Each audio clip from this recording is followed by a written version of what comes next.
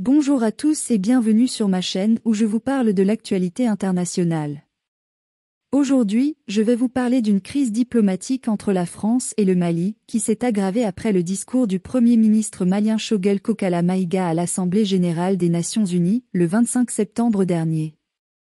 Le Premier ministre malien a accusé la France d'un abandon en plein vol avec sa décision de retrait partiel de la force Barkhane au Mali.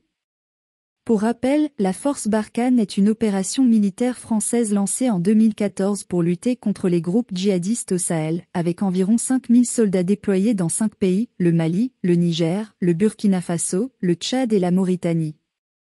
Le président français Emmanuel Macron avait annoncé en juin dernier une réduction progressive des effectifs français au Sahel et une transformation de l'opération Barkhane en une coalition internationale plus large.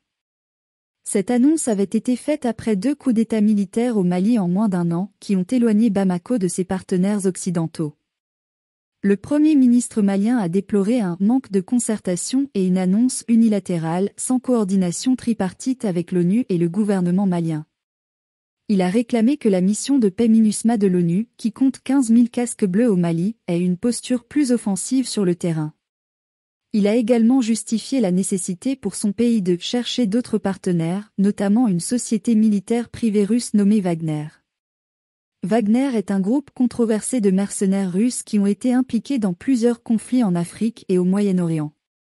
Selon des sources médiatiques et diplomatiques, le gouvernement malien serait en discussion avec Wagner pour recruter jusqu'à 1000 combattants pour renforcer sa sécurité face aux djihadistes. Cette perspective inquiète la France et d'autres pays occidentaux, qui craignent une ingérence russe dans la région et une remise en cause des accords de paix signés en 2015 entre Bamako et les groupes armés du nord du Mali. La ministre française des Armées Florence Parly a jugé indécentes les accusations du Premier ministre malien et a rappelé que 55 soldats français étaient morts au combat au Sahel depuis 2013. Elle a aussi mis en garde contre les risques liés à l'arrivée éventuelle de Wagner au Mali, qui pourrait entraîner des sanctions internationales contre ce pays déjà sous pression pour organiser des élections démocratiques en février prochain. Voilà pour ce qui est de ce sujet brûlant qui oppose la France et le Mali. Qu'en pensez-vous? N'hésitez pas à me donner votre avis dans les commentaires ci-dessous. Si vous avez aimé cette vidéo, n'oubliez pas de vous abonner à ma chaîne et d'activer la cloche pour ne rien rater de mes prochaines vidéos. Merci de votre attention et à bientôt.